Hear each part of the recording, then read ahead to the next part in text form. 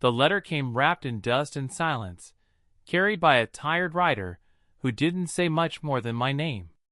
It was from the lawyer of my late uncle, a man I'd only met once when I was a boy. The words on the paper were sharp as barbed wire. The cabin, the land, and all its burdens were mine now. Some men would have ridden away from such a gift, for out there in the New Mexico wilderness, inheritance often meant a patch of dirt too dry for corn and too lonely for comfort. But something about that letter called to me, maybe pride, maybe desperation. So I saddled my horse, packed light, and rode west to claim what was mine. The journey took 4 days, and each mile further from town felt like stepping into another century. The land turned cruel, dust devils chasing me across gulches and ravines, coyotes yelping at night like restless spirits. When I finally saw the cabin, perched against a low ridge with the pines crouching close, I expected silence, emptiness, maybe the rattle of a snake or two. Instead, I saw light in the windows and smoke curling from the chimney. I slowed my horse, frowning. Someone was already there. I tied the reins to a post and pushed the door open, hand near my revolver. What I saw made me freeze like a man staring at a ghost. Inside were 5 women, each one beautiful in a way that didn't fit the wilderness, and each one looking at me as though I were the intruder. A dark-haired woman with steady eyes rose first. "You must be Daniel," she said, calm as a preacher but with steel in her tone. "We've been expecting you." My uncle had been dead 6 months. How could they have been expecting me? I demanded to know who they were, and why they were in my cabin. A blonde with a faint scar across her cheek laughed low and bitter. "Your cabin? Maybe you ought to check the papers." On the table lay documents. Yellow deeds, signatures I couldn't place, all bearing seals that looked damn near official. They claimed the land belonged jointly to them by arrangement with my uncle. The dark-haired woman introduced herself as Clara, the others as Elise, Marjorie, Ruth, and Sophie. 5 names, 5 faces, 5 mysteries standing in the firelight, and all I could think was that my inheritance had turned into a trap. I told them I didn't believe a word of it. Clara only looked at me with something like pity. "Then you'll need to stay long enough to find the truth," she said. That night, I lay in the loft above the main room, revolver close, listening to their whispers below. They weren't frightened of me. If anything, they acted like I was the one who ought to be careful. Around midnight I heard Ruth crying, hushed by the others. Words carried up through the boards. "He doesn't know what happened. He doesn't know the blood that's on this land." My uncle had been a hard man, but blood? The thought coiled tight in my chest. The next morning, I walked the property. The land stretched wide and raw, pine thickets, a shallow creek, rocky hillsides where nothing but scrub grew.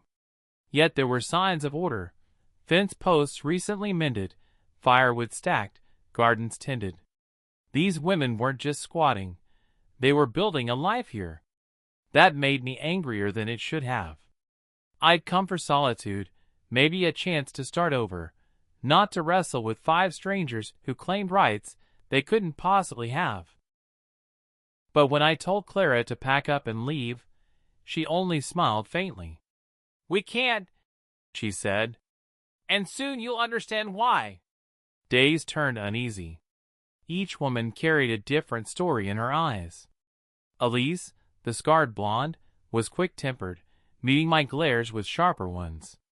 Marjorie, tall and graceful, seemed to drift in silence, always writing in a leather book she wouldn't let me see. Ruth was younger, fragile, though her sadness hid something heavier. Sophie was the kindest, offering food and speaking gently, though her gaze often darted to the woods as if expecting someone to appear. And Clara, the leader, no doubt, watched me with calm patience, as though she knew my decisions before I made them. On the 4th night, I caught movement outside. A lantern bobbed through the trees. I slipped out with my revolver, quiet as I could, and followed. It was Marjorie. She knelt near the creek, digging at the bank, then pulled something wrapped in oilskin from the earth. She didn't see me, and when she returned to the cabin, I crept forward and dug where she had. My hand touched the edge of another bundle. Inside were papers, and more shockingly, a pouch heavy with gold dust. My uncle's land hadn't been worthless. It had been hiding fortune. I confronted them at dawn, slamming the pouch onto the table. Their faces betrayed nothing but weary resignation. "So that's what you think this is about?" Clara said. "Gold," Sophie whispered. "It's cursed." Elise spat at the floor. "Don't tell him. Let him choke on his own greed." My patience snapped. I demanded answers, the truth about why they were here and what tie they had to my uncle. That was when Ruth stood, shaking but determined. "He brought us here," she said. "All of us. We were running from different things, bad men, debts, the law. He promised safety, but in return we had to guard what he'd hidden. Some of us were his lovers. Some were just lost souls he took in. But all of us are bound by what we saw the night he died." The room went cold. Clara added softly, "Your uncle was murdered, and whoever did it thinks the gold still lies under this land. They'll come back, and when they do, you'll have to choose whether you stand with us or against us." I wanted to call it madness, but their eyes told me otherwise. My uncle had enemies, that much I knew. And the thought that killers might ride up the trail at any moment made the air itself feel heavier. That evening, Sophie showed me the documents more closely. The seals were real. My uncle had written agreements giving them rights to stay as long as they lived. "He trusted us more than blood," Sophie murmured, her eyes apologetic. It stung more than I cared to admit. Over the next week, tension thickened like storm clouds. The women armed themselves. I learned they could shoot as well as any ranch hand. Elise practiced daily with a Winchester. Ruth handled a pistol though her hands trembled. Clara carried a knife she never let far from reach. I began to believe their story, not because I wanted to, but because of the fear I saw in their quiet moments. They weren't defending the gold for themselves. They were bracing for war. The attack came on a moonless night. I woke to the crack of gunfire and Sophie screaming. Shapes moved at the treeline, shadows with rifles. Bullets shattered the cabin windows. Clara yelled for me to take cover, but instinct drove me outside. We fought like cornered animals, women and man together, returning fire against men who wanted us buried. I killed my first intruder that night, a heavy-set man with a black scarf who fell clutching the dirt. Blood sprayed the walls, horses screamed in the dark, and the cabin became a fortress lit by muzzle flash. By dawn, 3 bodies lay still near the creek. The rest had fled. We buried the dead in shallow graves, silence heavy among us. I couldn't deny it anymore. This land was cursed with blood, and now I was part of it. Clara stood beside me, her face streaked with soot and tears she wouldn't shed. "Now you see," she said quietly. "Your uncle left you more than land. He left you enemies." Something shifted inside me then. I no longer thought of these women as intruders. They were survivors, bound by secrets I was only beginning to learn.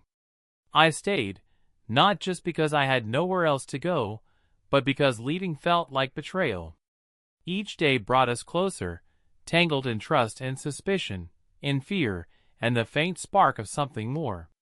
Sophie's kindness steadied me. Elise's fire challenged me. Even Ruth, in her sadness, began to smile faintly when I tried to joke. And Clara became the center, the gravity that held us all from breaking apart. Weeks bled into months. We lived with rifles near our beds, always waiting for hoofbeats on the horizon. Sometimes I thought about selling it all, riding away, letting the past claim itself. But when I looked at them, 5 women who had carved life from this wilderness, who had shed blood and tears to keep it, I knew I was bound too. Maybe by duty, maybe by something deeper. The final revelation came in spring, when snow still clung to the ridges. A stranger rode up the trail, alone, carrying a badge tarnished with age. He claimed to be a marshal, investigating the murder of my uncle. His eyes lingered too long on the women, his questions too sharp. Clara stiffened, Elise nearly shot him outright. That night, Sophie confessed the truth to me in whispers. It hadn't been bandits or enemies who killed my uncle. It had been one of them. I couldn't breathe. Sophie swore she didn't know which, only that blood had been spilled inside the cabin, and the gold had cursed them ever since. I confronted Clara, who neither denied nor confirmed. Her silence was answer enough. Yet by then, it didn't matter. Whether my uncle had died by their hands or another's, I was already part of their world. My choices were simple: abandon them, or stay and face whatever came. I chose to stay. And so the cabin, once a place I thought would be solitude, became a crucible of secrets, violence, and unexpected love. 5 women, each with their ghosts, each tied to my fate, and me, the heir to a legacy written in blood and gold. In the untamed silence of the frontier, we lived suspended between survival and ruin, never knowing which dawn would bring peace and which would bring fire. And though I never stopped wondering which of them carried the darkest truth, I also never stopped watching the horizon with them, shoulder to shoulder, waiting for the past to ride back and finish what it had started.